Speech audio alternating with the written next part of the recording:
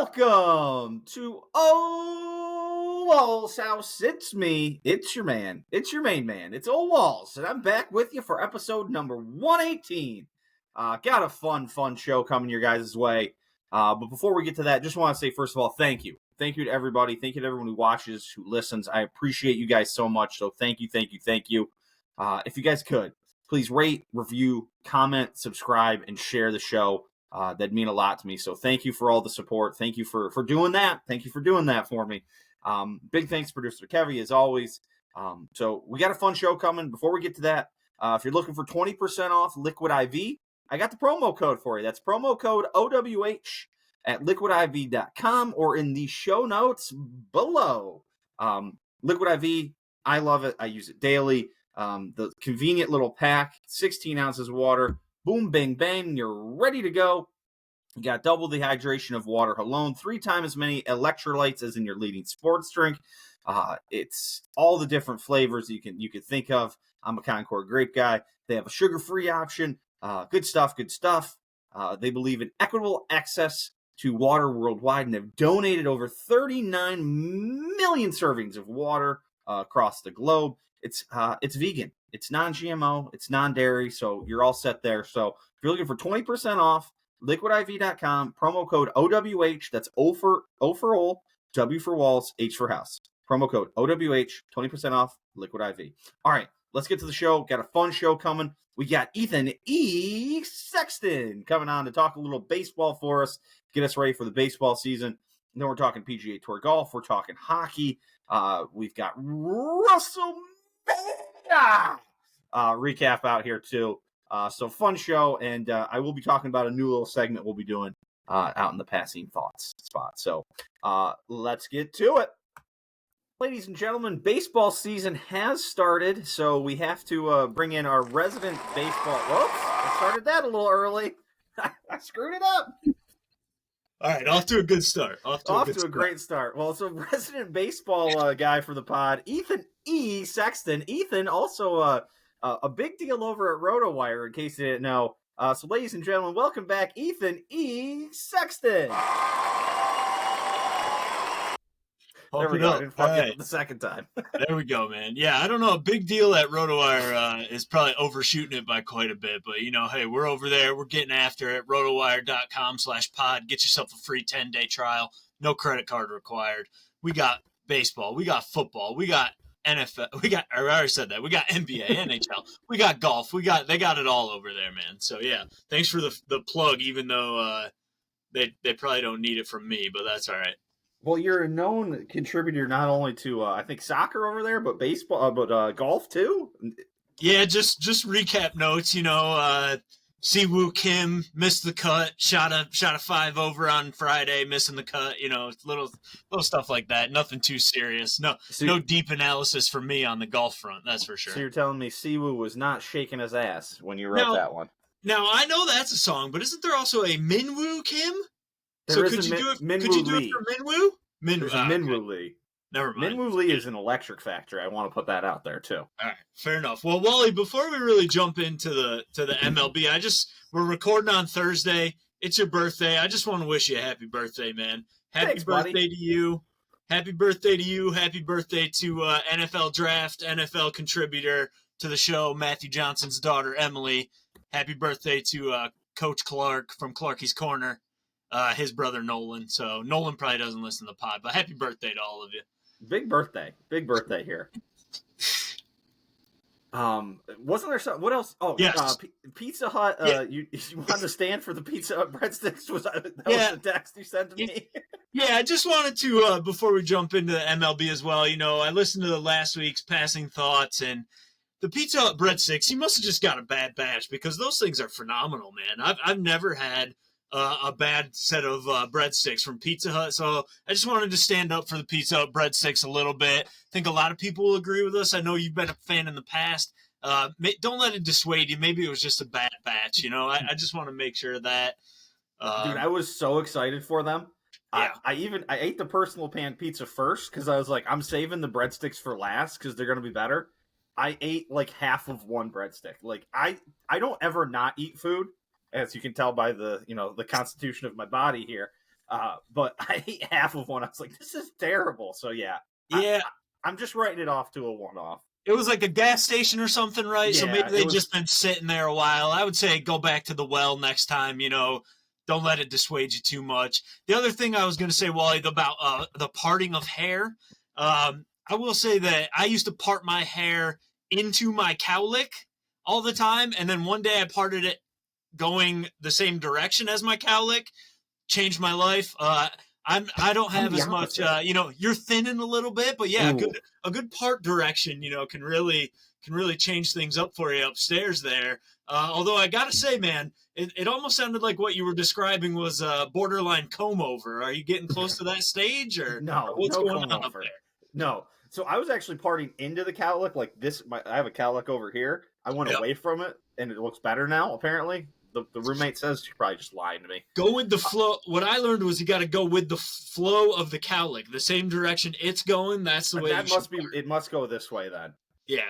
But yeah, no. If there comes to a point where there's a comb over, we're just gonna. It's going. We're not fighting it. Off. I'm not gonna be. I'm not gonna be a ring guy. Like that's not happening. Male pattern baldness. No, just I respect that. Just let it at that point. Just get it off there. Yeah, I can't fight it. Yeah, so good start. Good start. I just wanted to I just want to let you know I've been listening to the pod, all right? There you go. Appreciate it. Well, what do you say we dive into some baseball here then?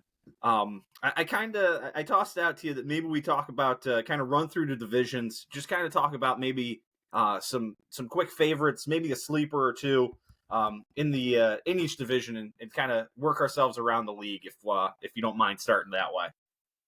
Yeah, I'll just give you some general thoughts, and then obviously as the host, jump in if there's anything that crosses your mind. But let's start in the AL East, I guess, just because that's the order that I kind of have things in.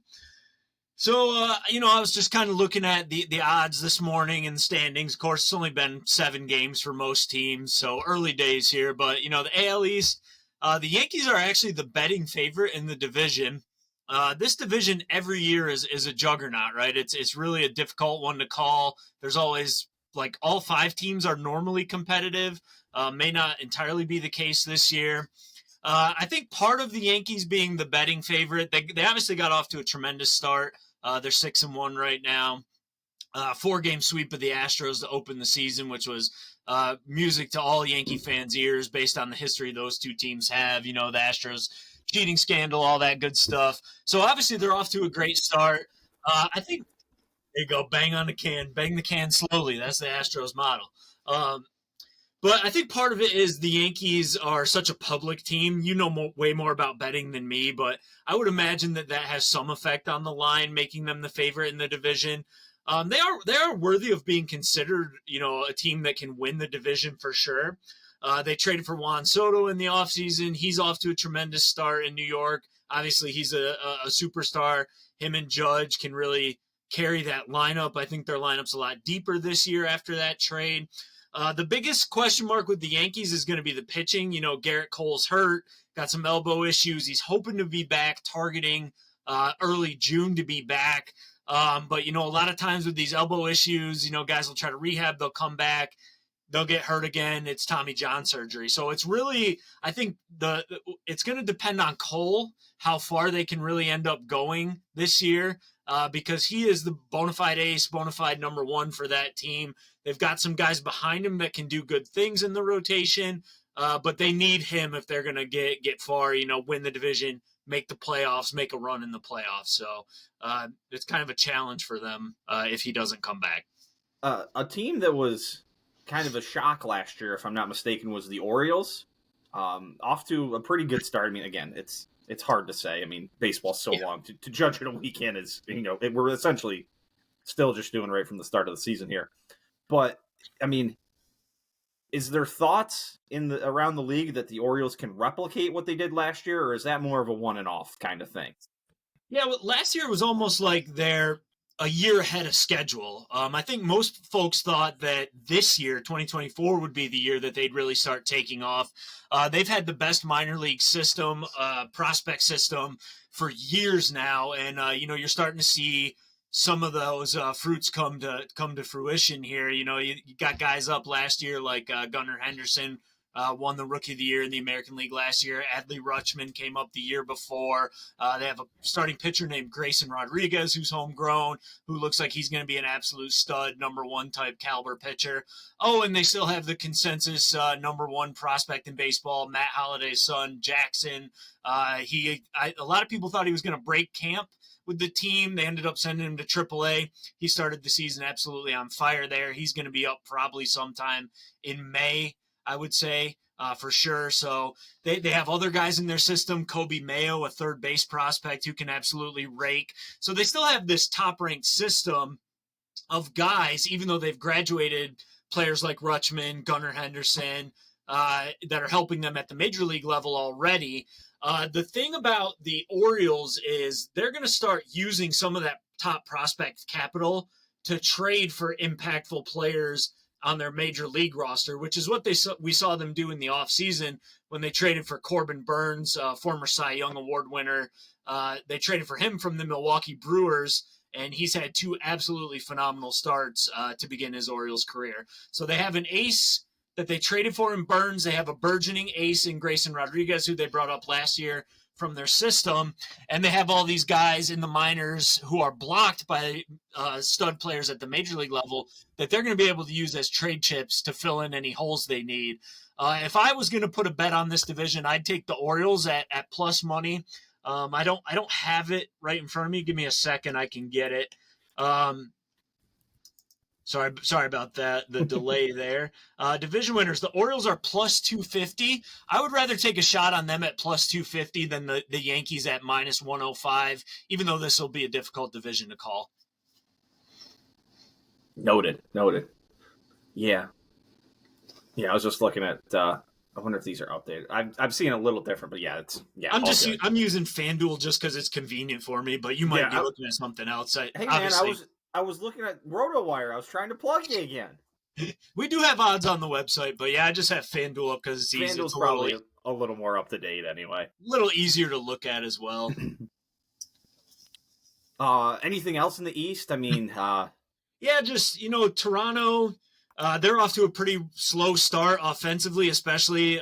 They were not very good offensively last year either, and it feels weird to say because have guys like Vlad Guerrero Jr. and Bo Bichette, who should be certified studs, but really Vlad hasn't lived up to the lofty hype that he had coming into the league. He's had one exceptional season, but it was the COVID year when they were playing in minor league ballparks. He's been a little disappointing based on those lofty standards. Still a really good player, don't get me wrong. They're off to a really slow start. Their pitching was phenomenal last year, and the question there is, can it repeat? That's kind of the question mark with Toronto. Off to a little bit of a slow start at 3-4. Tampa Bay's off to a little bit of a slow start. Of course, they got off to that amazing start last year. They're 3-4 to start the year. The tough thing with Tampa Bay this year is they just don't have the depth that they had to begin last year. Obviously, the Wander Franco situation is just a kick to the stones for them. He's probably never going to play in Major League Baseball again. That was a guy you thought is going to be a cornerstone star, shortstop for you. He's not there. They've got pitching injuries. Their ace, Shane McClanahan, had to get Tommy John surgery. So they're just lacking a little bit of the depth that they've had in past years. That said, they usually find a way to get it done. They're off to a little bit of a slow start. Their top prospect, Junior Caminero, got a cup of coffee last year. They moved him back to AAA. He should be up soon, and he should be able to impact that lineup. And then Boston, they're kind of the surprise of the division right now, 5-2 to start the year. They've played Seattle and then lowly Oakland A's. They're beating up on the last couple days, but everybody thought Boston was going to be pretty awful this year. They're kind of retooling a little bit. Their pitching staff's off to a phenomenal start. I think it's a 1.75 ERA through the opening 7 games. Pretty elite. They made a trade with Atlanta in the offseason. They traded Chris Sale, kind of getting rid of his contract a little bit, and they got a guy named Vaughn Grissom who's going to play second base for them. He's hurt right now, should be back maybe next week, but he's a guy who can hit a little bit. They traded for Tyler O'Neill from the Cardinals. He's been an up-and-down player, but he's off to a good start. So Boston maybe not going to be as atrocious as everyone thought, which would make this division even more interesting because you'd have 5 legit teams who are not, just no easy nights, basically, which is usually the case in this division. Yep. You mentioned Vlad Guerrero Jr. and Bo Bichette. You said not certified stud yet. Are they certified beasts or certified G's at all? I would say maybe Vlad is kind of a beastly looking dude. He's thick. So, and Bo Bichette's got great hair. I mean, they are really good players. Like, I don't want to downplay that. It's just that neither one has really been the player that folks thought they would be when they were coming up through the system. Vlad's not hitting for 40, 50 home runs a year. Bo Bichette's not, a 30-30 player, but they're both very good players. But yeah, Toronto's offense just off to a really rough start. They got no hit, obviously, this week. So it's been a bit of a rough start for Toronto so far. All right. A lot happening in the East. Where are we heading next? Let's go right to the Central, and I've got separate Guardians notes, so maybe you want to save those for after we talk about the division. Let's just save the Central then. We'll do the Central last, and then roll into the Guardians. All right, we'll go to the AL West. You got the Astros are the favorites over there. They are minus 110 right now, but really? not off to the best start. I think kind of it's a history thing with them. They've won the division so many years in a row. The little bit of, outside of Guardians baseball I follow, I mean, when I watch, like, hockey and baseball, I'm very, like, I watch my team and I don't consume a ton other info. But the little bit I have seen is, like, there are a lot of people that are like, hey, the Astros are done. Like, the run's over. Like, they're washed. Like, that's in the past. So it's very interesting to hear that they were the favorite to win the division. Does that say more about the division or the Astros themselves? Well, I think it's kind of a Yankees situation here. I think the Astros are probably a fairly public – a lot of people hate them, but they're still probably a fairly public team when it comes to betting, and they've also won the division so many years in a row. I was a little surprised that they were minus 110, though, to be honest. I thought maybe plus 110 would be a little more fitting. I think it's just kind of those factors. They've won the division so many years in a row. To your point, though, they are getting older. That core group of players is getting older. Justin Verlander's over 40, and he's hurt. He should be back soon. Altuve, Bregman, those guys are getting older. They still have Yordan Alvarez and Kyle Tucker, who are in the primes of their career, absolute studs, dudes that can mash. So it's a really good team still, but they've got Framber Valdez, a really good pitcher behind Verlander. In the rotation, Ronel Blanco, this journeyman 30-year-old, threw a no-hitter on Monday for him, so that was kind of wild. They signed Josh Hader in the offseason. He's been the best closer, one of, if not the best closer in baseball. So it's still a really good team. He was with the Brewers a couple years ago, right? He was with the Brewers? Some trouble. He made some comments or something that got him in trouble. Is that guy? Yeah, he made an all-star team. The first year he made the all-star team with the Brewers. The day of the All-Star game, some tweets were dug up. He was using some not great language. Let's leave it that way. But yeah, he's been on the Padres the last couple of years. So the Astros still have a really good team. I was a little surprised that they're minus 110 favorites in the division, especially considering that Texas just won the World Series. And Texas is absolutely loaded for bear. I mean, they have pretty much the same team as last year. Except for the interesting thing about Texas, okay, they won the World Series last year. They also had the 4th overall pick last year in the draft, which they used on a guy named Wyatt Langford, who broke camp with the team. He was this time last year, he was playing for Florida in the SEC. They made a run to the College World Series championship. They lost to LSU in the finals.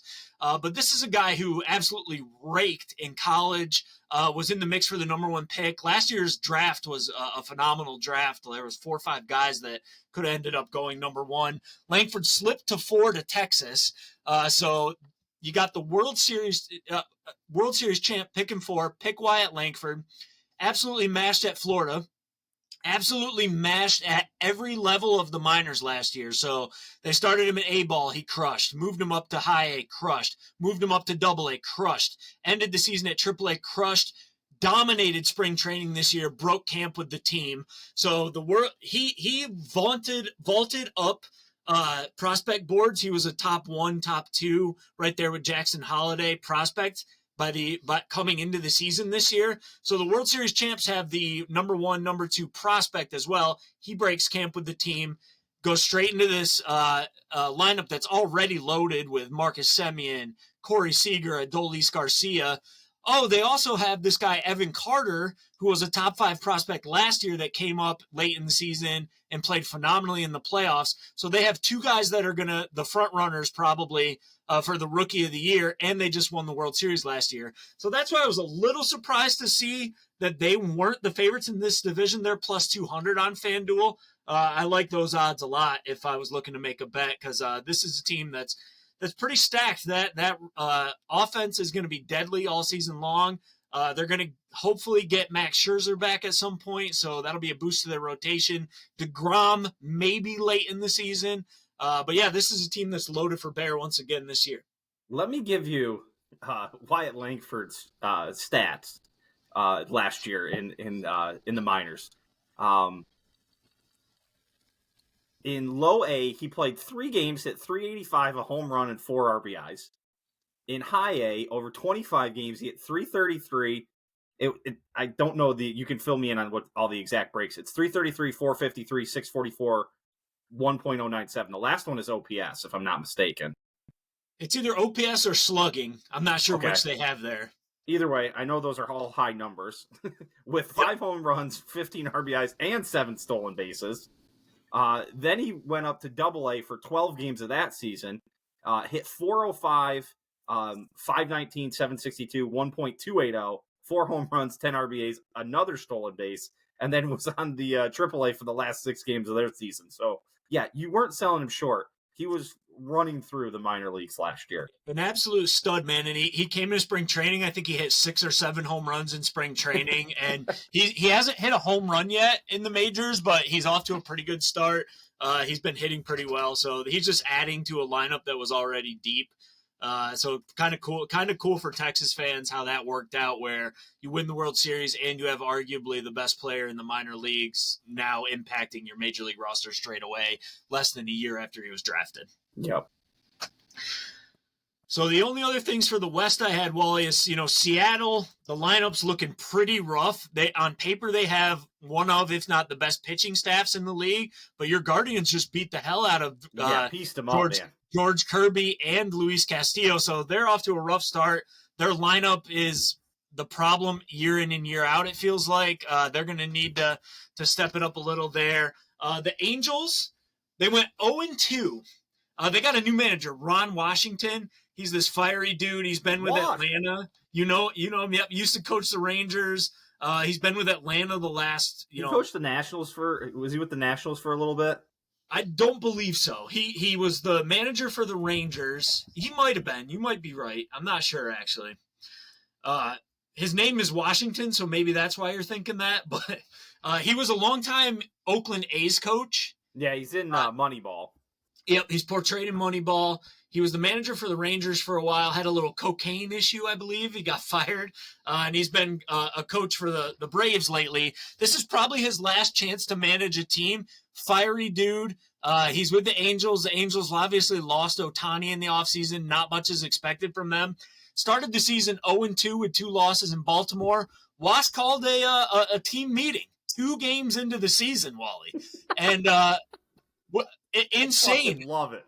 Earliest team meeting probably ever in history, okay? They're 0-2. He's like, nah, we ain't doing this, boys. We ain't doing this. Calls a team meeting. Wally, they're 5-0 since the team meeting, all right? So it worked. It might feel insane that he had one after 2 days, but it worked. They're 5-2. Not much is expected from this team. Mike Trout's off to a great start. When Mike Trout plays, he's still elite, man. It's just he's been injured a lot in recent years. I hope he can stay healthy. They might be a little more competitive than people think just because they got Washington. He's a fiery guy.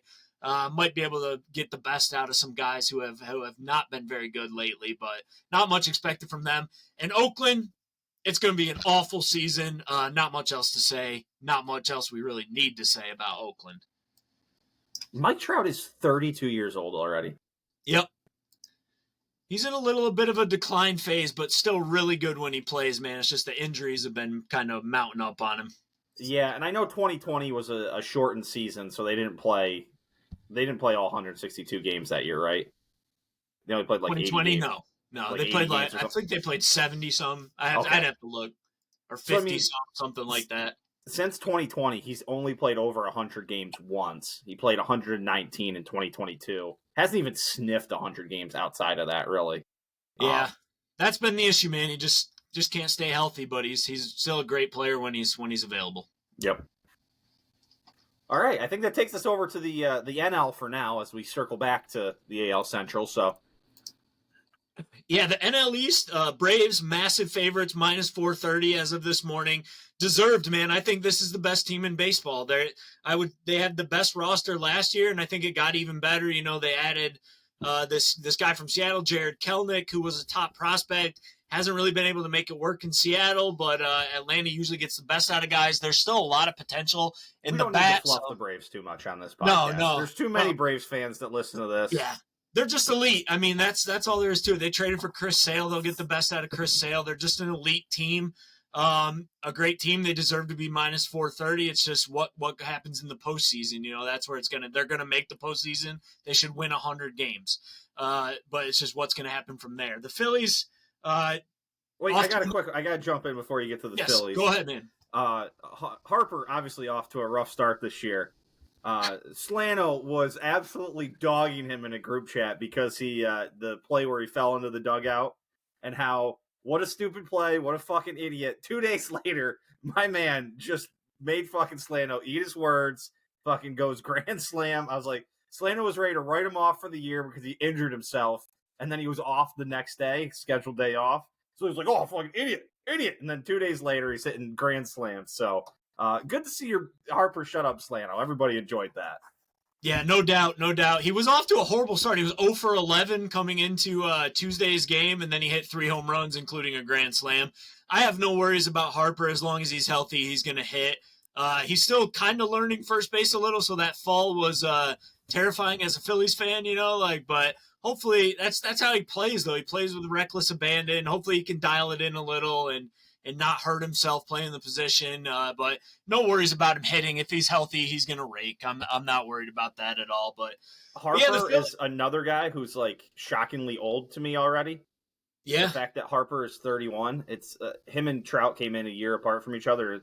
Were two of the, most, I don't know what the right word, two of the most celebrated, young rookies who came straight to the majors. Just weird. It's just weird. I'm getting old, man. I'm getting old. Time flies, man. That's for sure. But yeah, the Phillies off to another slow start, which stinks because I don't really have any doubts that they're going to make the playoffs. But if they were going to make a run at the division, they needed to get off to a better start, and it just didn't happen. And it's hard to really play catch up to the Braves because the Braves are such a great team. I mean, the Braves are only 3-2 right now because they've got rained out the last couple of days, I believe. But the Phillies are 2-4. No worries at all. Just didn't really want them to get off to a slow start. Hey, on that note with the rain out, that made me think of something. I bitched about this maybe last week or the week before. How do you feel about the way MLB schedules games to start the year? With the additional playoff series that they've added and added teams to the playoffs and not wanting the season to go further into November, they've gone the other way and pushed it kind of the start earlier into March. We've gotten into March now. Some of the scheduling to me doesn't make a lot of sense. And I know there's kind of a competitive thing to it that if you're just never going to send a cold weather outdoor team home the first week of the year. But if you want to play in March, you kind of got to play in places with domes or warm weather stadiums. Rain's going to happen in 90% of the country outside of the Southwest and, LA. But does the scheduling baffle you as much as it baffles me that they're playing games in New York in the opening weekend when they could be playing games in Toronto, Tampa Bay within the division? You've got Arizona, you've got the other Florida teams, you've got your LA teams, you got Milwaukee was playing an away game for their first series. There's a dome there. Right. What do we do? Does that baffle you as much as it baffles me, or is it they're just trying to spread it around and you want to have opening day at your home park every couple years? Yeah, I think that's what it is. I think it's just a little bit of an imperfect science. They try to make it like the Yankees opened in Houston where there's a dome, but the Mets were opened at home instead of playing in Milwaukee where there's a roof on that stadium. It's a little bit of an imperfect science because maybe you can't get everybody where, in the South or in a dome stadium. They try to offset it a little bit. Like the Phillies were supposed to open on Thursday last week, got rained out, pushed it to Friday, which was a scheduled off day to give it kind of a little leeway. But yeah, I think it's just kind of an imperfect science. They're never going to be able to get it completely the way they want it, probably. But yeah, I understand what you're saying, though. It's kind of hard to count on getting all your games in the first week or the last week of March in the Northeast or, places like that. So I get what you're saying. Yeah, just a little aside that I was just thinking about it. I'm like, and they've kind of backed themselves into the corner. Like, hey, if you want, 6 teams in the playoffs and you're already running a 162 game schedule and you don't want the playoffs going to damn near December, like there's not a lot of great options. I'm not like sitting here like, oh, there's an easy fix to this. Like, right. Yeah, that's kind of just imperfect the way it is. Yeah, I agree. All right, continue on. Where are we at? The only other things I was going to say about the East, like the Mets, mediocre at best. I don't really see them doing much of anything. The Marlins 0-7 to start the year. They got rid of their general manager, who I thought did a pretty good job last year, Kim Ng. First female general manager in history. They said, hey, we're going to hire a president of baseball operations over you. And she said, nah, I'm good, man. And she resigned, which I don't blame her because I thought she did a pretty good job with that team last year. They made the playoffs. They've got injuries to guys. Sandy Alcantara's out all year with Tommy John. Yuri Perez, who was top pitching prospect in baseball that came up last year, just announced today he's going to miss the season with Tommy John surgery. They're in rough shape. Could be a fire sale at some point, getting rid of guys like, Luis Arraez, a handful of other guys at some point. And then the Nationals are actually have the longest odds in the division. They're not going to win the division, anything like that, so that doesn't really matter for that. What I'd say about them is watch for them in the second half of the season. They've got an improved farm system. Their outfield could be Lane Thomas, who broke out last year with a really good season. This guy, James Wood, who's a top prospect they got in the Juan Soto deal. He's a power speed guy in the minors, had a really good spring training. I think he could be up in May. And then Dylan Cruz, who they drafted with the number 2 pick last year out of LSU, really good player as well. I think he could be up maybe late in the season this year. So that's kind of what to look for with them is some of their prospects coming up and improving the team in the second half of the season. Okay. Does that take us over to the Central? Yeah, let's kind of my other team here. I'm hanging around too many Brewers fans. I'm starting to have to hear about it a little too much now. So, well, you're close by, so it makes sense, Yeah, the Central, there's no team in this division with at minus odds to win the division. So the favorite is the Cardinals at plus 190 on FanDuel. And I'm not exactly sure why. I think the Cardinals are still kind of retooling this team. The same thing we talked about with the Astros and the Yankees. Popular team, you're right. Get a lot of public money early, and hey, they've outside of the Cubs in that division, they've got the biggest fan base, and Cubs fans are so pessimistic from all the years of just getting their asses kicked that they're not going to get out there on them. For sure, that could be it. I think this team's still retooling a bit, though. The pitching staff was brutal last year. They didn't really do much to improve it. They signed Sonny Gray, who's hurt right now but should be back soon. That was fine, but then they signed Lance Lynn and Kyle Gibson, guys who are, pushing 40 years old. I didn't really see that as upgrade, so I think the rotation's still a bit of a rough spot. Arenado's getting older, off to a slow start. Paul Goldschmidt's getting older. He's doing okay to start the season, and then they've got some young guys, Jordan Walker, who debuted last year, who's long-term I think is going to be a good player. Victor Scott, a guy who stole, I think, around 100 or over 100 bases in the minors last year, can play center field. Mason Wynn, a shortstop. So I don't really see them winning this division. I wouldn't put my money there, but we'll see what happens with the Cardinals. The Cubs are behind them at plus 260. I like the Cubs. I think they're just a good, solid team. They're off to a 4-2 start. They did some things this offseason, re-signed Bellinger, which was big for them. Had a great season last year. They signed this guy Shota Imanaga out of Japan.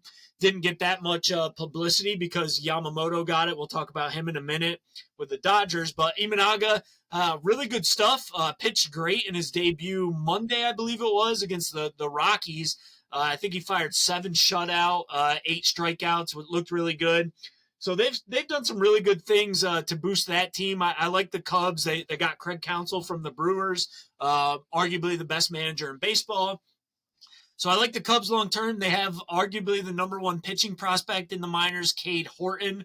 By the way, the Brewers fans were pissed when that happened. Yes. That was an uproar at the golf course when all that news was happening. Poverty franchise, just like your Guardians. We'll get to that later. The Brewers didn't want to pay him. Counsell deserved to get paid. The Cubs stepped up and said, "We'll pay you." He's a great manager. The last thing about the Cubs, they have arguably the best pitching prospect in baseball, Cade Horton. He should debut in the second half, and if he pitches well, I think he'll give them a boost if they make the playoffs. Going into the playoffs, he was a two-way guy, a two-sport athlete at Oklahoma. Played football and baseball. Really good pitcher. So I like the Cubs in that division. And then the third team, the Brewers, they always find a way to get it done. They're off to a 4-1 start, playing really well. They traded Corbin Burns. They're retooling. How much of that is Counsell, though? Like you said, Counsell, one of the best managers in baseball. Like, is there going to be a drop off because there's no Craig Counsell there this year? You might see a little drop off. I think that he was a big part of what they were doing. He just knew how to run a team, run a pitching staff, things like that. Their new coach was a longtime college coach. He coached at Notre. He actually coached Craig Counsell at Notre Dame. And so he's a guy that's got a lot of experience, should be able to do a good job of them. And they're a well-run team. It's just they're a poverty franchise. They never want to spend money. That's why they traded Corbin Burns. They got D.L. Hall was a former top pitching prospect for the Orioles. They got him in the deal, and Joey Ortiz. There was also a giant kerfuffle out here about repairs to the stadium, and they were like, "Oh, we'll move out of Milwaukee," and that whole shit too. When you say poverty franchise, they take it to a different level. They may spend a little more on the salary, but everywhere else it is, like you said, just totally poverty franchise.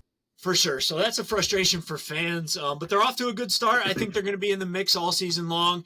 They had another consensus top 3 prospect that broke camp with them, Jackson Chourio, just hit his first major league home run yesterday. He's 20 years old. He's a stud. So watch for him. Looking forward to watching him. Could be a good season, debut rookie of the year type season for him. They signed Rhys Hoskins to play first base. First base has been a black hole for the Brewers. He's off to a nice start. Yelich is off to a nice start. So I think the Brewers will be in the mix all season long. All right. That takes us out west. I'd have to imagine the betting. Go for it. Sorry, before we go out west, let me finish with the Reds. Young team. Oh, my bad. No, my fault. I skipped one. I got ahead of myself here. We got to hit on the Pirates quick, too. Sorry, I'm not trying to drag this out too long. The Reds. You're good. Go for it, man, as long as we got. Young team. They've had some injuries in the build-up to the season, some suspensions, but they should be in the mix all season long. Do they have enough pitching? Can Elly De La Cruz overcome this strikeout problem that's going to plague him for the opening season? He's the guy I want to ask you about, which is why I can't believe I was going to skip these guys. Yeah. Was the early last year Elly De La Cruz he was young, upcoming, comes out of the minors, he's hot, then pitchers kind of figure him out. Is that that's a real possibility, right? That's the worry, man. He's always been a guy that strikes out a ton, even in the minor leagues, but he figured it out before he debuted last year in AAA, and then he came up and he was in fuego to start his major league career. Pitchers figured him out. He had a terrible strikeout problem again to end the season, and he's off to a terrible start striking out to begin this season. All the talent in the world, this is a guy that could go 40-40 home runs and steals.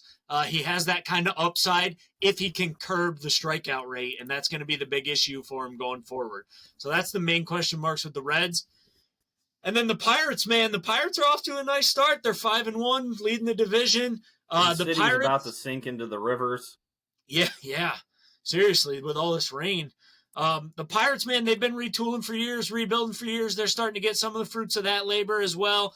O'Neal Cruz is back. He's a lot like Elly De La Cruz. He's healthy, got all the talent in the world, got a strikeout problem. But the thing that I like a lot with the Pirates is their pitching right now. Jared Jones broke camp with them. 10 strikeouts in his major league debut. He looks like he could be an absolute stud. Had a great season in the minors last year. And at some point, hopefully soon, we're going to get Paul Skeens, the number 1 pick from last year out of LSU. Throws 100, wicked slider, nasty changeup, built like a brick shit house. They're going to have, Mitch Keller, who had a nice season last year, Jared Jones and Paul Skeens. That's pretty good 1 through 3 for the Pirates. I would start getting cautiously optimistic if I was a Pirates fan that things are starting to swing the other direction, and you're starting to see some things that are that you really have been wanting to see for years with this team. Dennis Pesci is pumped up. Him and Carl Rafen, man, they're crazy Carl. There's reasons for optimism for sure. All right, now we can head to the West, where the betting favorites. You know what I'm getting at here. It has to be the Dodgers, right? Yeah, absolutely. Ohtani put a bet down, I think, through his interpreter, I believe. But no. But yeah, the Dodgers are minus 800, deserved. I mean, them and the Braves, that's the 2 best teams on paper in the league. What is there really to say about the Dodgers? They're a juggernaut. Mookie Betts, I think, is the best player in baseball. He's off to a phenomenal start. The guy can play outfield, second base, and shortstop.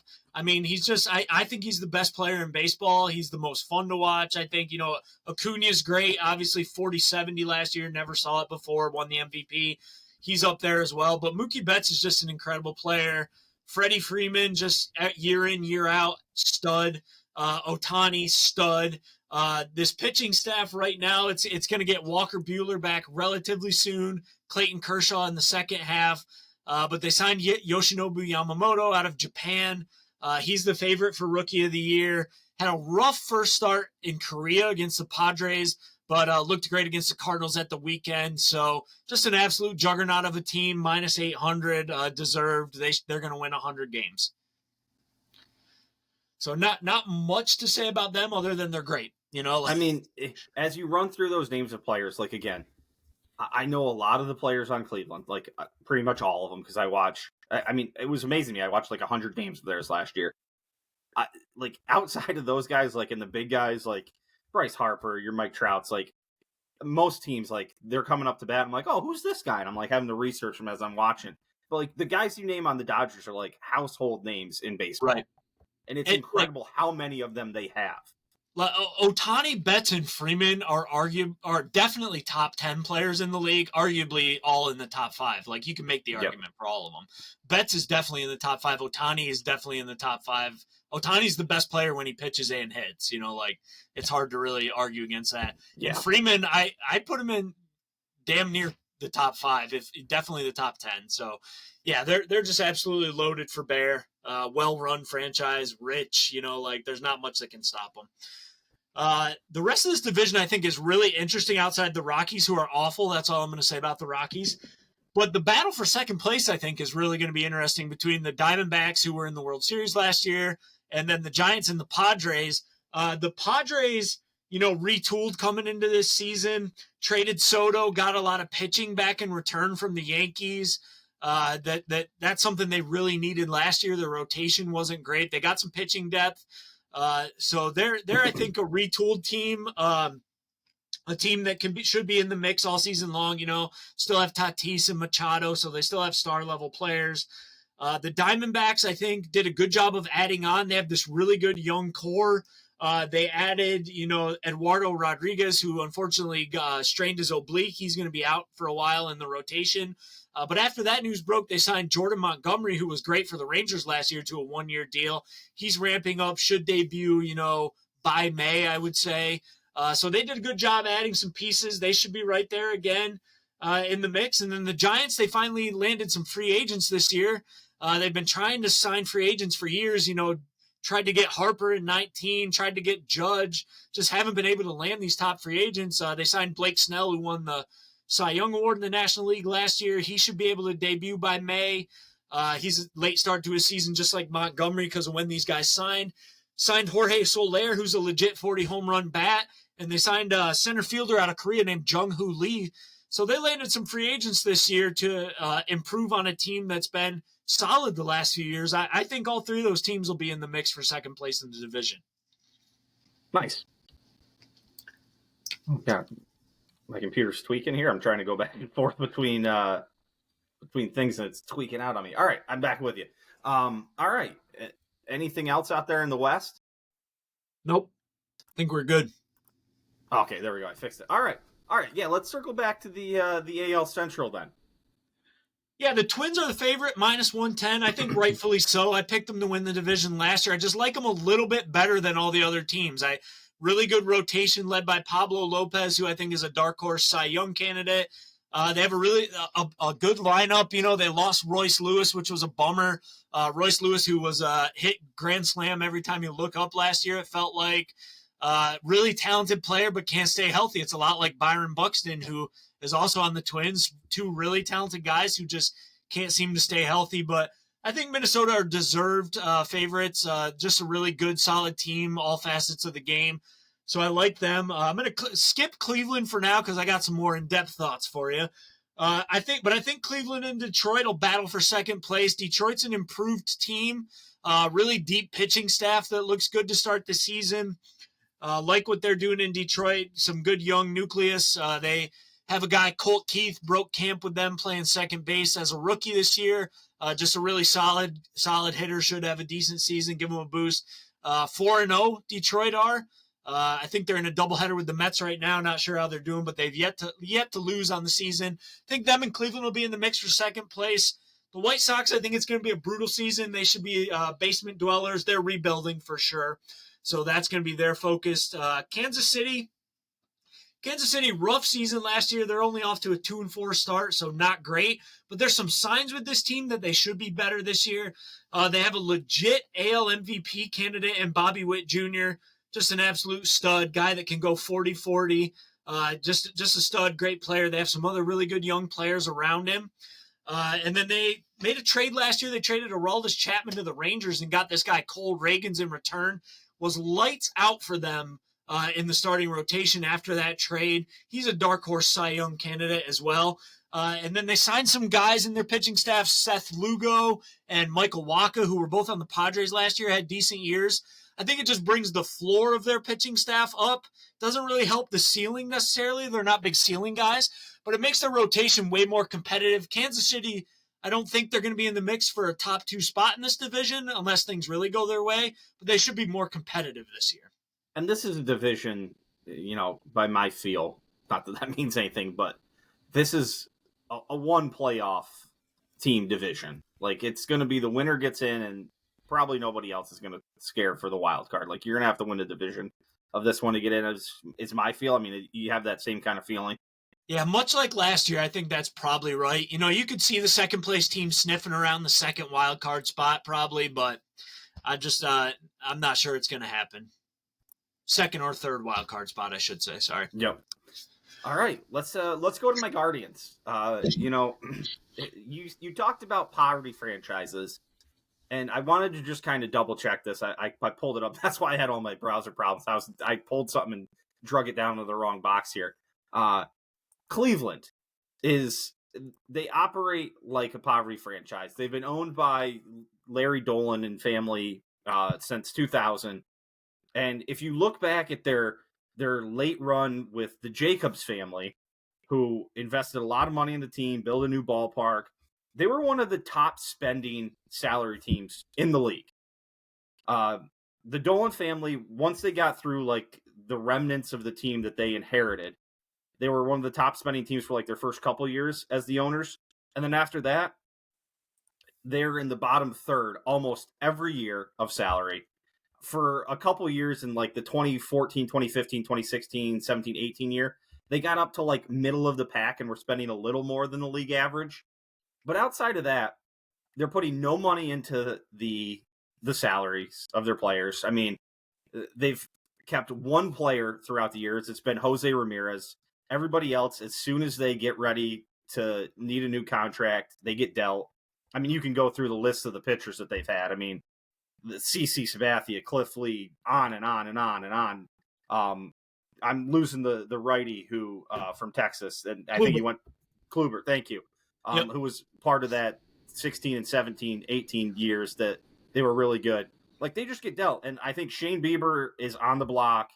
They've mentioned Emmanuel Clase is on the block. Like, this is a team that's looking like they're ready to deal people again because there's some young and upcoming pitchers for them.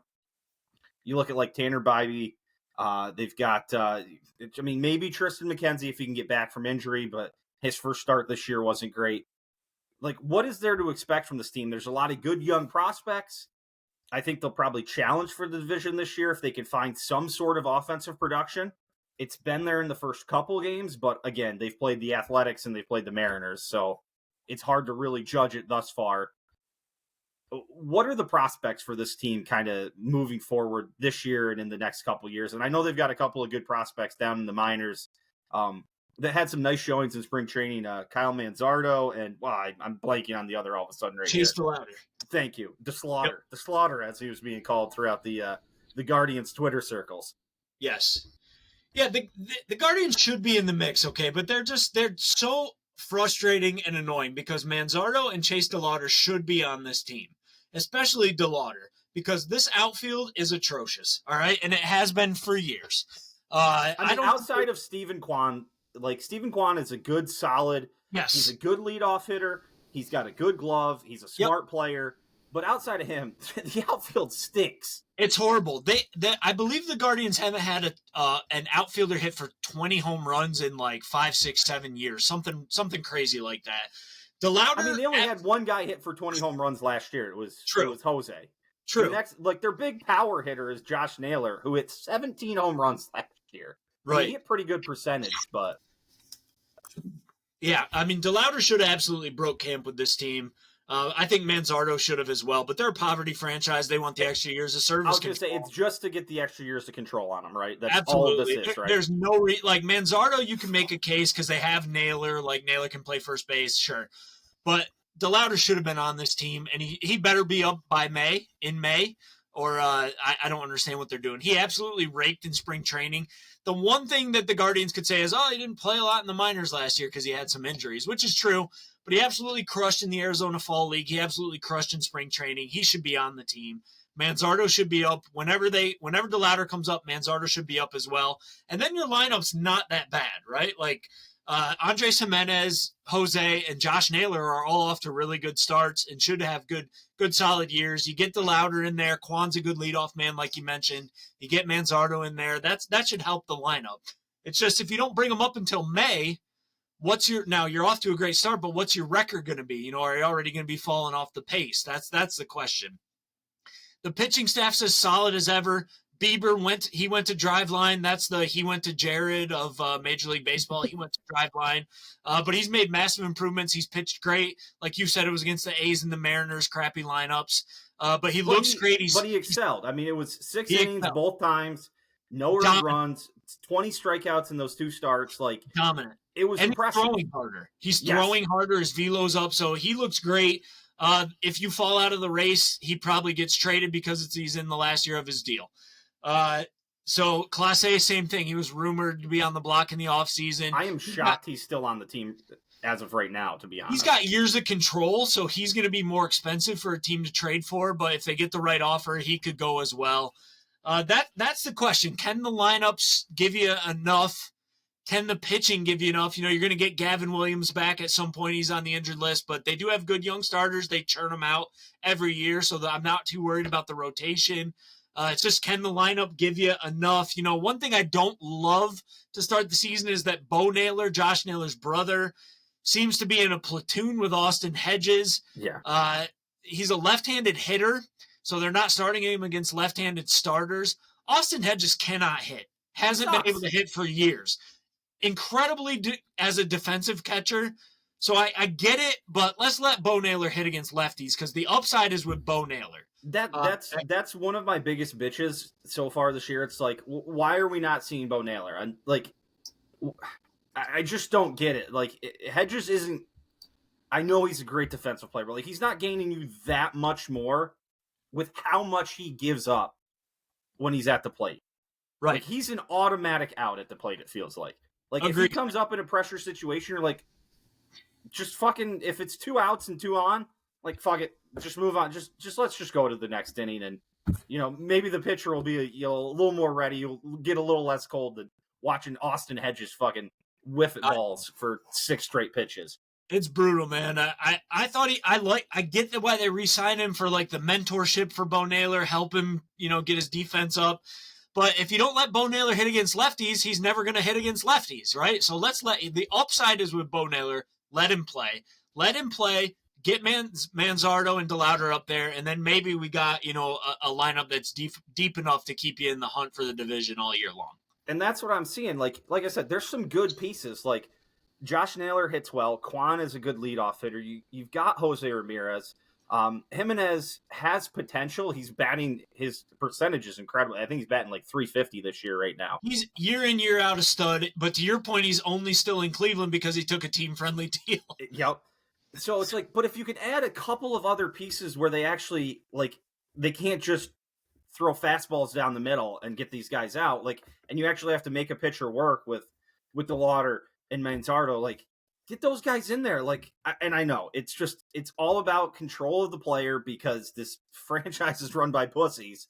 It's frustrating, man, especially nowadays because they put things in the collective bargaining agreement, like the Rangers having Evan Carter and Wyatt Langford starting the season with them on the roster. If one of those guys wins Rookie of the Year, you get a first-round pick.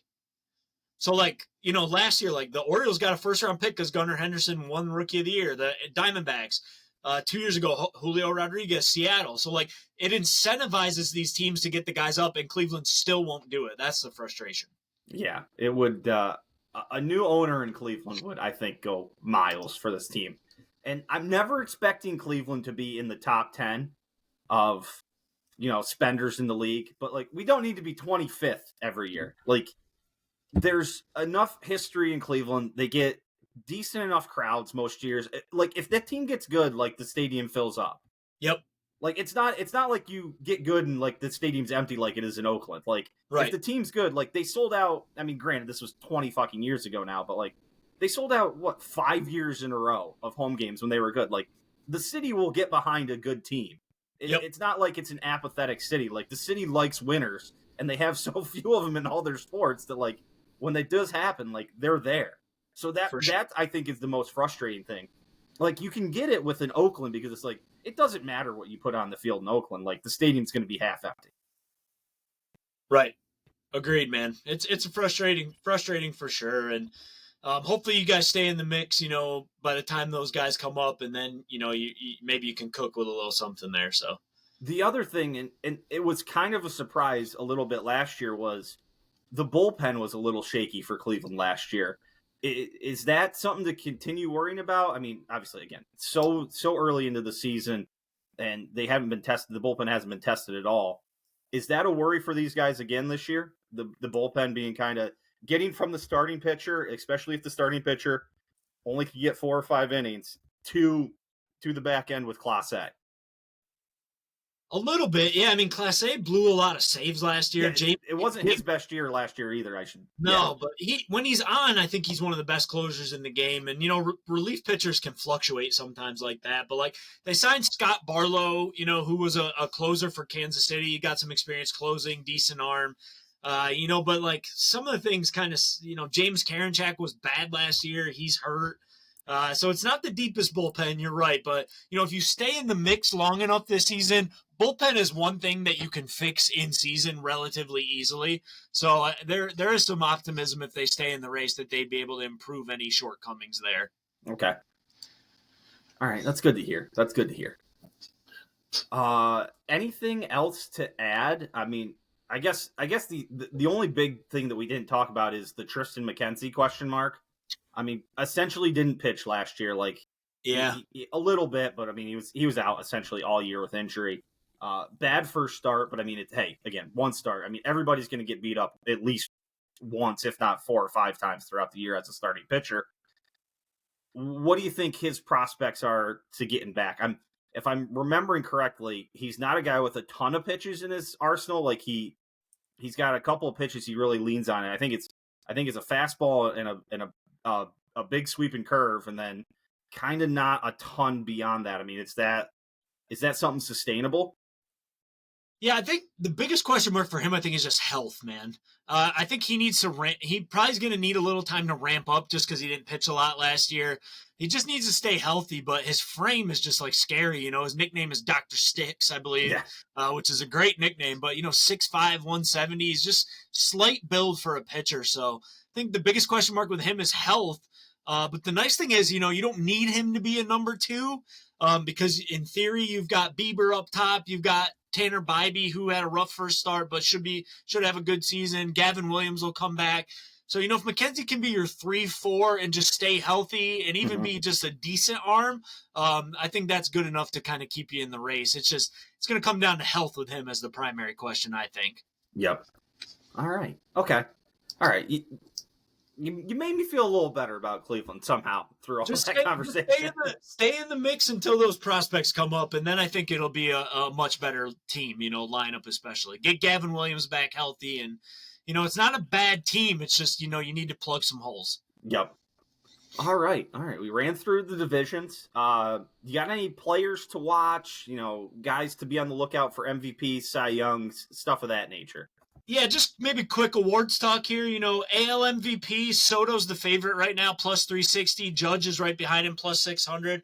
I like Soto a lot to win MVP, man. I think he's going to hit 40 bombs in Yankee Stadium. I think he's going to be incredible. Contract year for him. He's going to get paid over $500 million next year, probably by somebody, and he wants to show that he's worth that. I think he's going to have a big year. I think he's a deserved favorite. Judge, it's always about health. Like, he can put up insane numbers as long as he stays healthy. So those guys are deserved, front runners in my opinion. The dark horse that I like is Bobby Witt Jr. He doesn't play on the best team. He's plus 1,400 on FanDuel.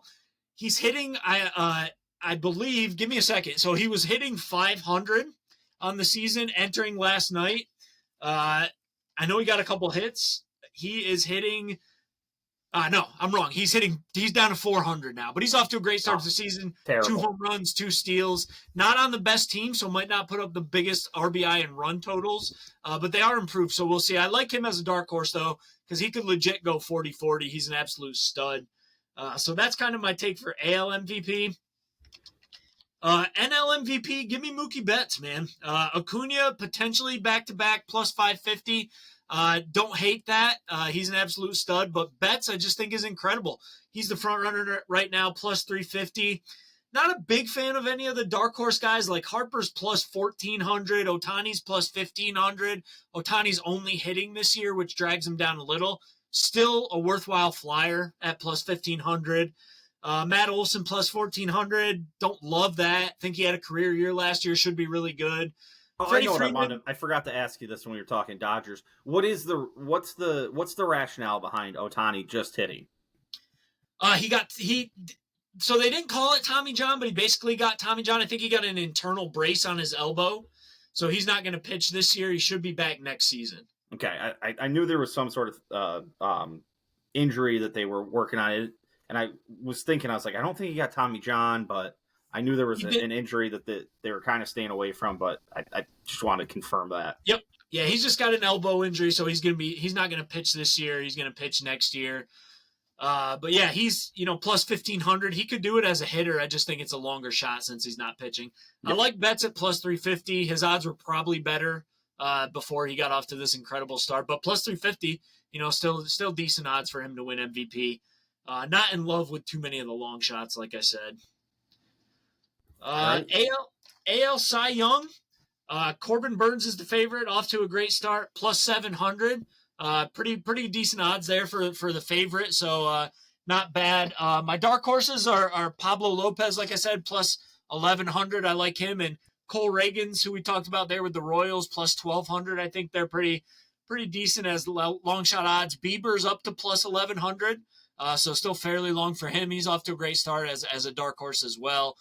Burns, I think, is the rightful favorite at plus 700. I don't think that they're short enough. That's double Mookie Betts' MVP odds. So plus 700, still pretty good odds to get in on him as the favorite, I think. NL Cy Young. Spencer Strider's the favorite, plus 380. Incredible stuff. He could strike out 300 hitters this year. Wouldn't surprise me. He gets hit hard, though. He gives up a lot of home runs and gives up a lot of earned runs. If he quells them, then that plus 380, he's a lock. If he can keep the ERA and the home runs down, he's a lock because he'll strike out a ton of batters as long as he's healthy. He just gives up a lot of runs, so I don't love the plus 380. I like Zach Wheeler at plus 750, off to a really nice start to the season. He's a guy that needs to win a Cy Young, probably should have won one a couple of years ago. Needs to win one, plus 750. After him, I'm not in love with the odds on anyone else. There's long odds, guys like Logan Webb plus 1,600, Zach Gallen plus 1,200, Freddie Peralta plus 1,600. Don't love them, to be honest, but that's kind of where a little top-heavy year out early. For both sides, for the NL side, I would say for sure. Yeah, so that's kind of where I'm at on the Cy Young. And then Rookie of the Year, Wyatt Langford plus 240. Get in on him while he's plus odds because I don't think he's going to be plus odds for long. His teammate Evan Carter plus 320. So the Rangers 2 bites at the apple of getting that first-round pick for having the Rookie of the Year. And then Jackson Holliday, who probably should have broke camp with the Orioles, should be up, in May. Plus 500. I think they're the three guys. And when do they have to be up to qualify for Rookie of the Year? I believe there's some sort of plate, but for Holiday, he'll be fine. Like May is fine. I can't remember the exact cutoff, but it's a certain amount of plate appearances, I believe. Okay. So those are the 3 guys. Holiday's going to get a late start, so I think he deserves to be in third. If Langford does what I think he's going to do, I think he's a pretty good lock to win the Rookie of the Year. You can still get him at plus money. I think that's now. We'll put that in right now, then. Yeah, for sure I would. And then NL Rookie of the Year, Yoshinobu Yamamoto. He's multiple times Sawamura Award winner, which is the you are equivalent crushing of the it with those pronunciations. You know your boy over here would be just absolutely butchering that.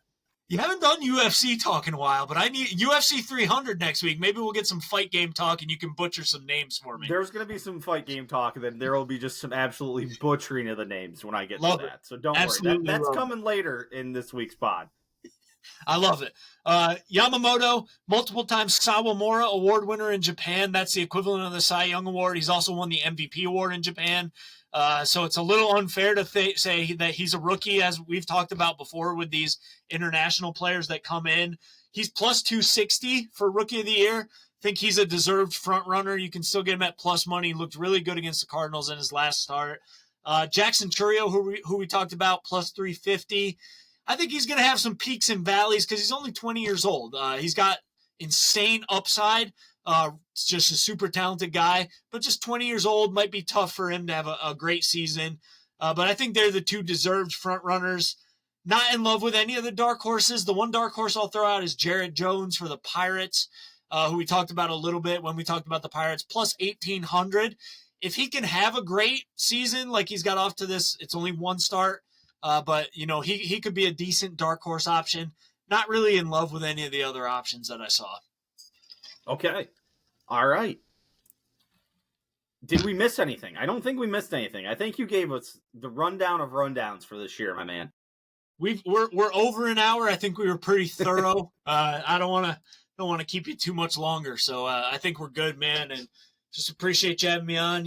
Happy birthday, all that good stuff. And I look forward to talking to you later in the year. Thanks, buddy. I appreciate you coming on. As always, the lead baseball expert at OWH here, Ethan E Sexton. All right, thanks, E. Appreciate you, buddy. All right, man. Take care. On to the final of the NCAA tournament tonight here.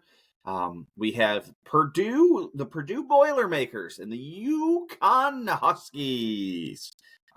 What's cool, best 2 teams in college basketball. So that's perfect. Final 4, NC State, the Cinderella story could not carry on any further. Zach Edey and the Boilermakers were too much. NC State had runs where they got in it. They got hurt, but Aiden O'Connell hurt himself. You'll have to forgive me. I was watching WrestleMania mostly on Saturday, so I had these games on the other TV. But Purdue wins. They were out in charge most of the game. NC State would make a run, but Purdue would kind of keep it up. Alabama UConn, a game that was very, very close at halftime, just a 4-point game, 44-40. Fantastic game. Mark Steers had another very good game for Alabama.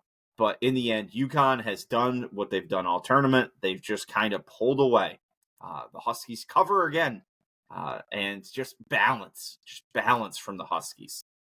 14 for Cam Spencer, 12 for Tristan Newton, 14 for Caraban, Klingon, 18, Castle, 21. Not much out of the bench, just 7 points from the bench, but that starting five is balanced. And we have the best 2 teams in the NCAA tournament going at it tonight. Here shortly, we have UConn -6 is the number we saw. The boys at OWH are going UConn -6 to finish it out. Overall record is 34-32 across the 66 games that have been played thus far. We have one more tonight. 35-32 is what we're hoping for. Either way, we will be in the positive in the win-loss record. So how about that, ladies and gentlemen? How about that? It's been a fun tournament. This should be a very, very, very, very good game. UConn has a guy to match up with Edie, so fun game coming up tonight. Looking forward to it. I don't envision a recap to then this week's pod. We'll kind of touch on that next week probably. So, yeah, fun game tonight. UConn -6 is what we got it at, ladies and gentlemen. I think the number has moved already. We locked that in already, though. UConn -6. Here we go. The Flyers' collapse is all but complete. It's a letdown, man. The Flyers lose 3 more games this past week. They lose to the Islanders in overtime. They get beat 4-2 by the Sabres, and they lose to the Blue Jackets. Just get absolutely crushed by the Blue Jackets, 6-2. Monday, thought maybe they were finding a way to right the ship. Got the game to overtime, but a turnover deep in the zone in overtime, finished it off for the Flyers. It was just, oofta.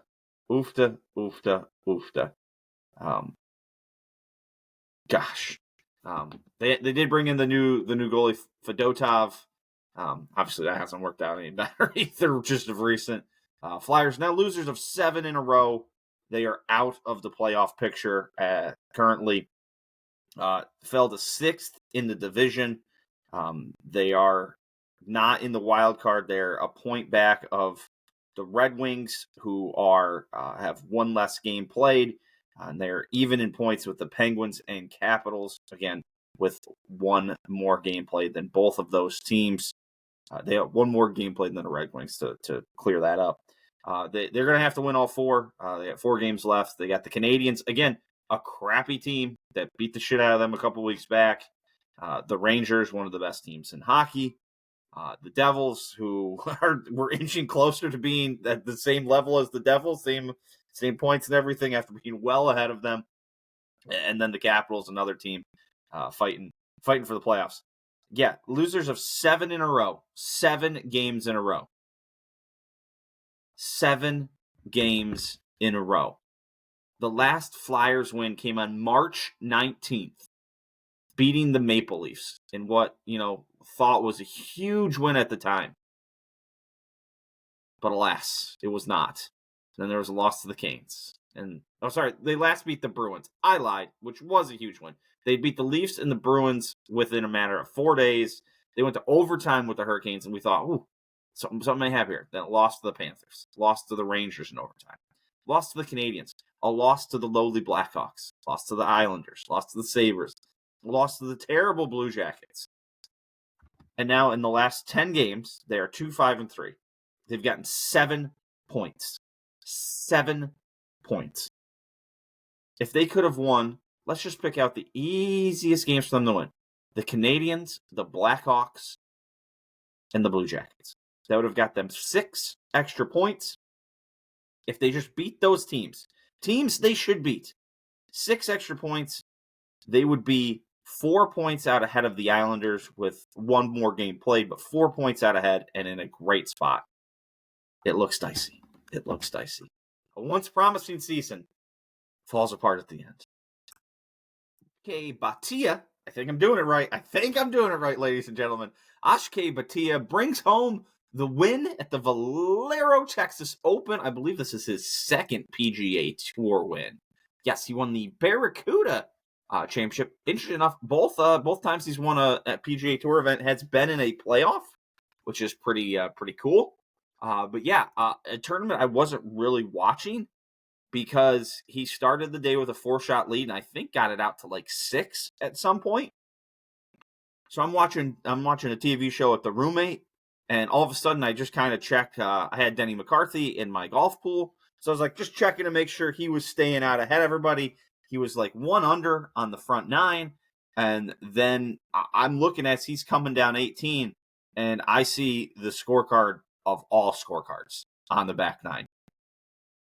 Denny McCarthy shoots a back 9 28 with 8 birdies. He birdies the 10th, pars the 11th, and then birdies his final 7 holes.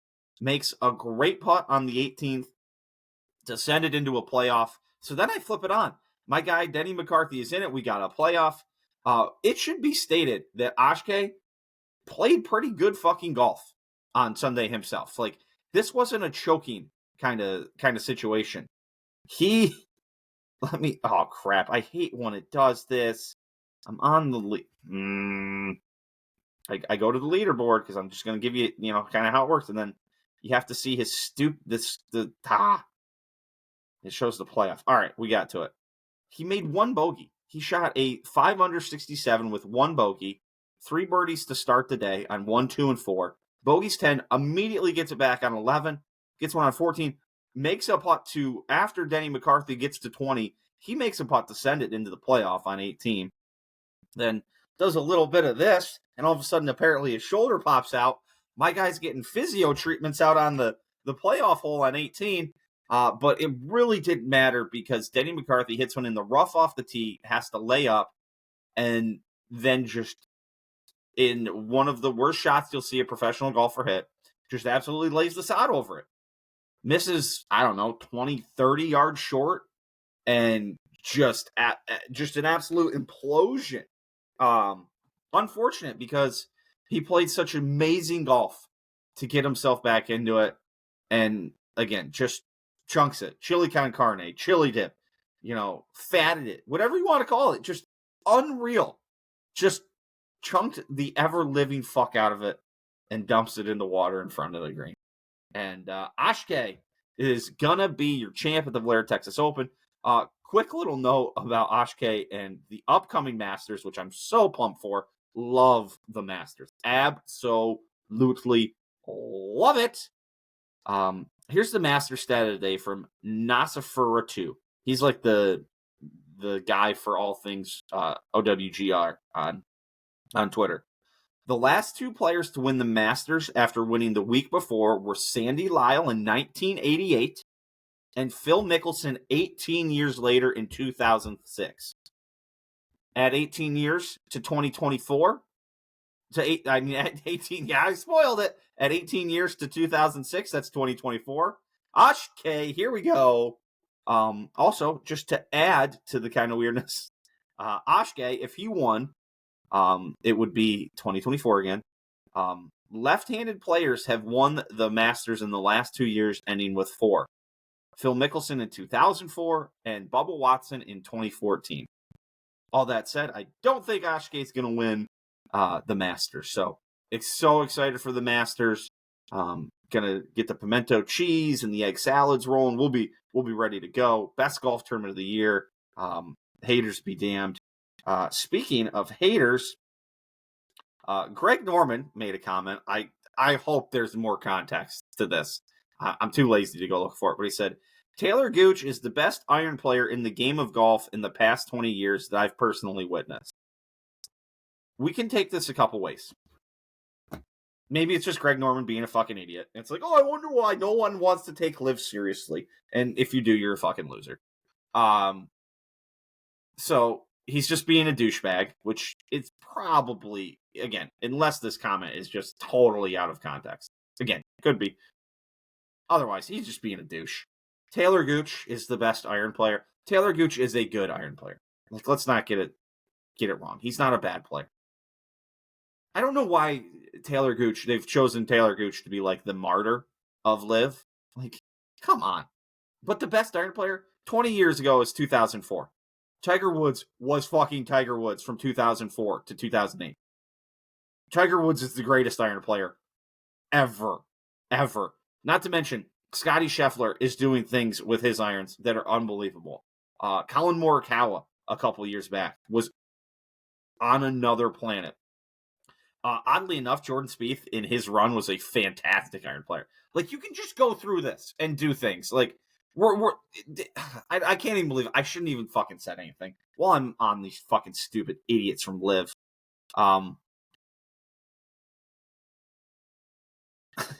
Fucking the Flushing at Golf Twitter account. So I shouldn't be surprised. I guess LIV Miami was this week, and he said there's 3 players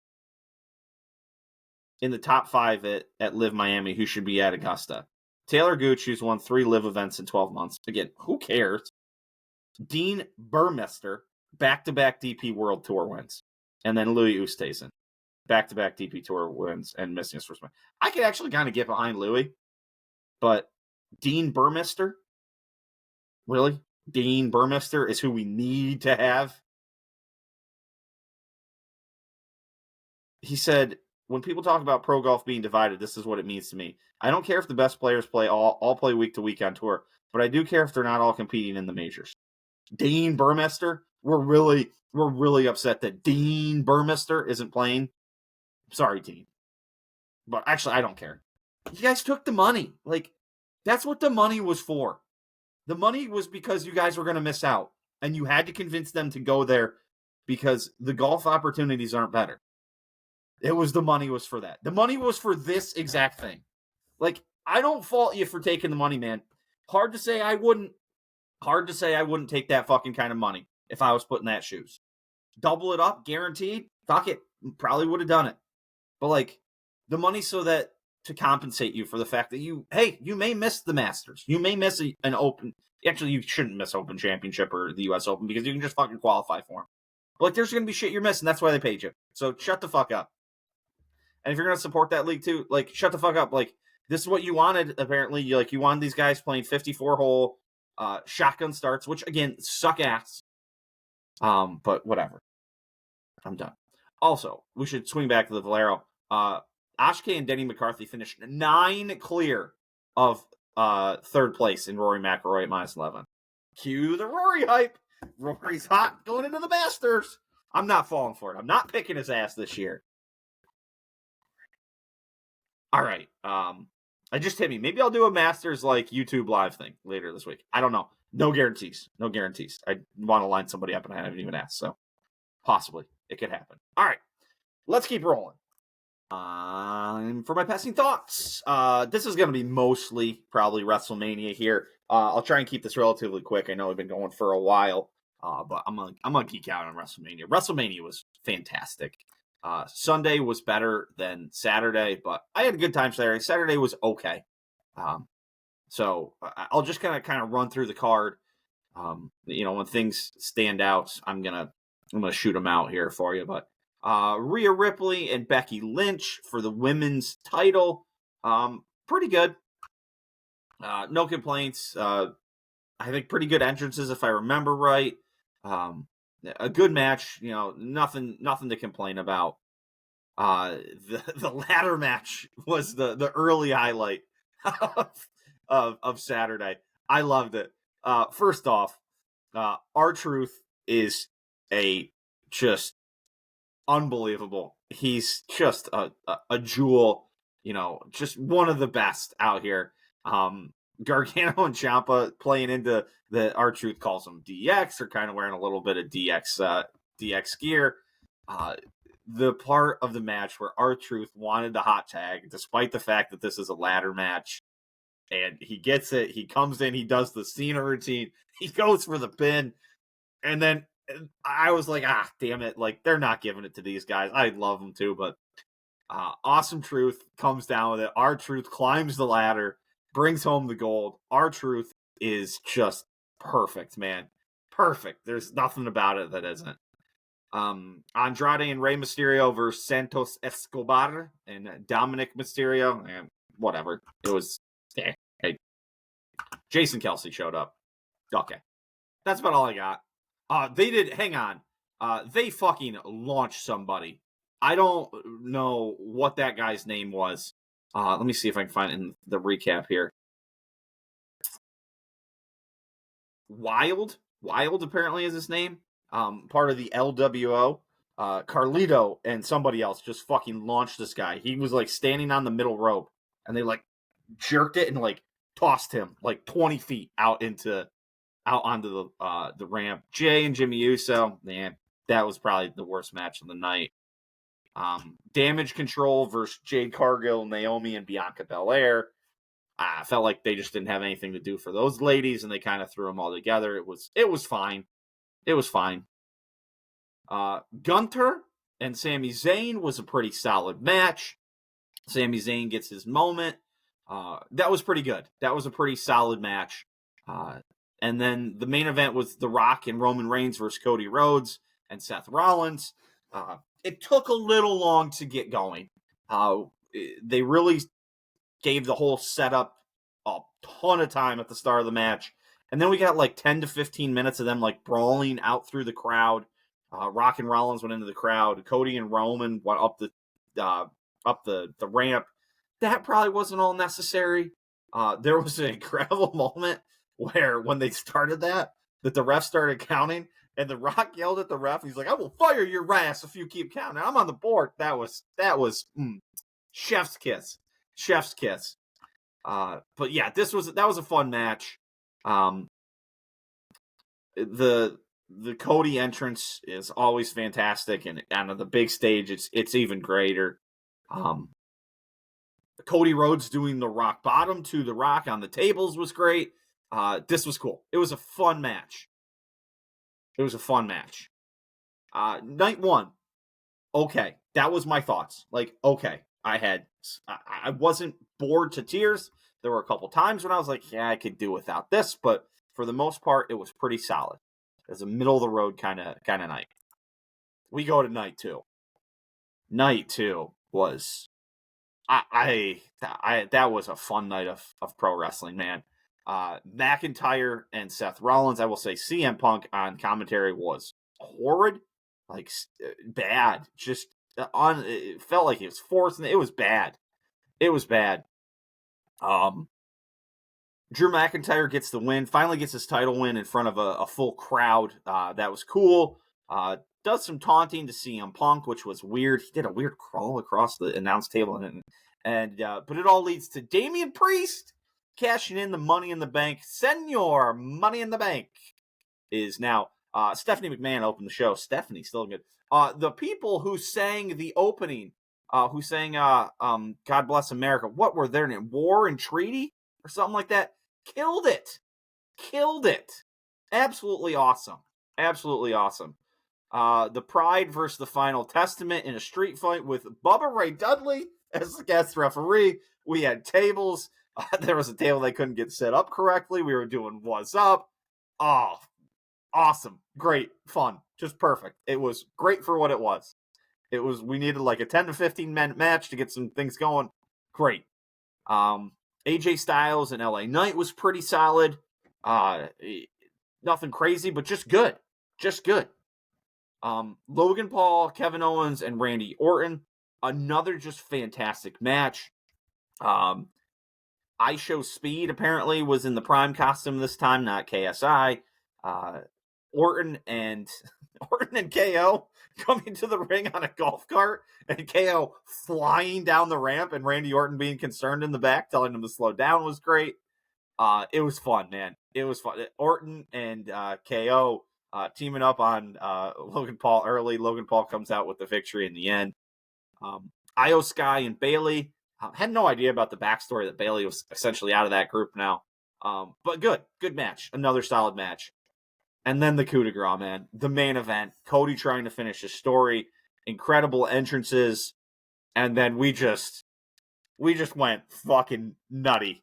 I mean, all the false finishes. We had everybody showing up. Sorry. Allergies, I think, are getting to me here.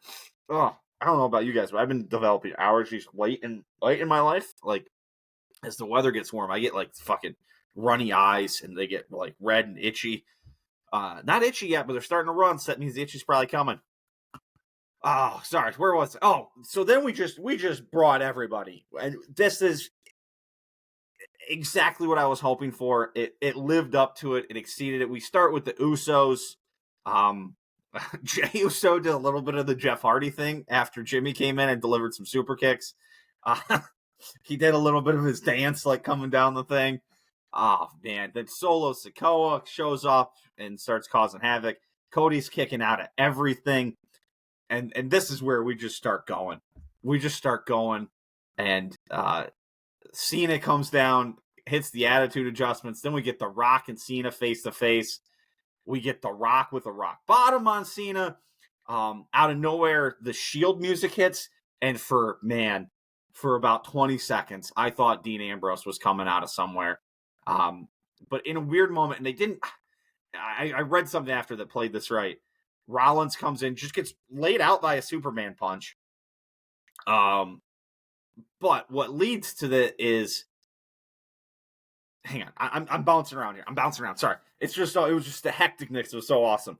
So then the Rock gets in the ring. He's ready. He's got the belt out, the Mama Rhodes belt, and he's gonna start beating ass. And then Undertaker. Why the fuck not? Why not? Why not the Undertaker? Just beautiful. But then the kind of the moment that led to the end was Rollins in the ring in all the Shield gear. Roman has the chair, and they do the callback to Rollins hitting Roman with the chair. And someone said that Rollins had said, "I'll be your shield" to Cody Rhodes about this match. And Roman deciding to hit Rollins with the chair distracts him. It distracted him from the moment. And then we get the finish. Cody hits 3 of his, I forget the name of his moves. It was awesome, man. It was awesome. God. I love it. I absolutely love it. It was just great.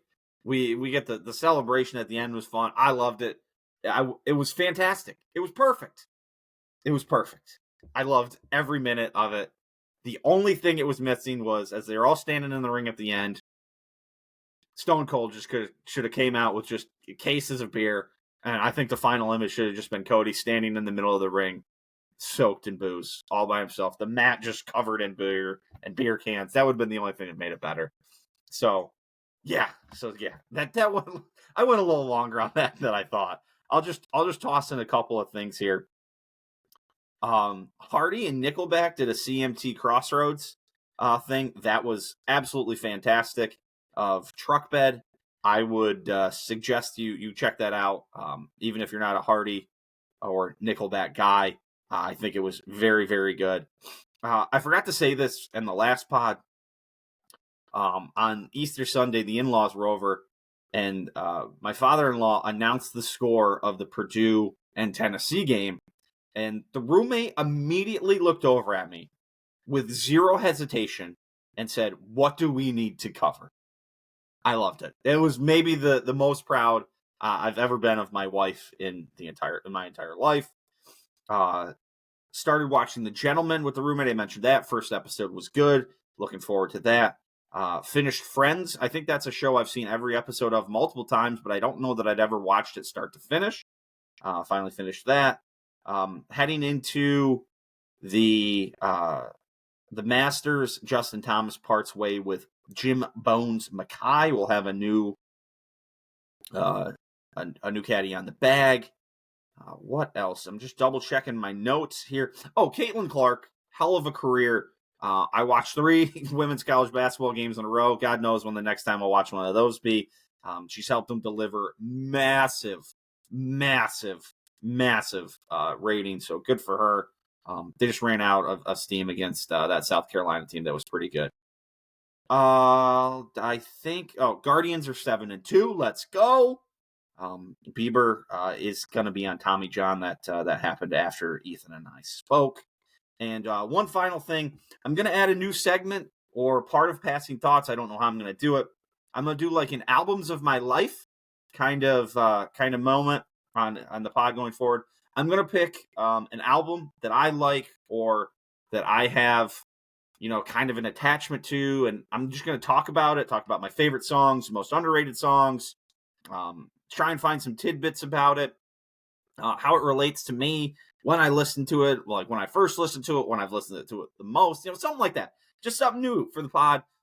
So I'm going to announce each week what the next album will be, and then talk about the current album. So next week, to start this off, going to start off with probably my favorite album of all time, Third Eye Blind's first album, Third Eye Blind, the self-titled album.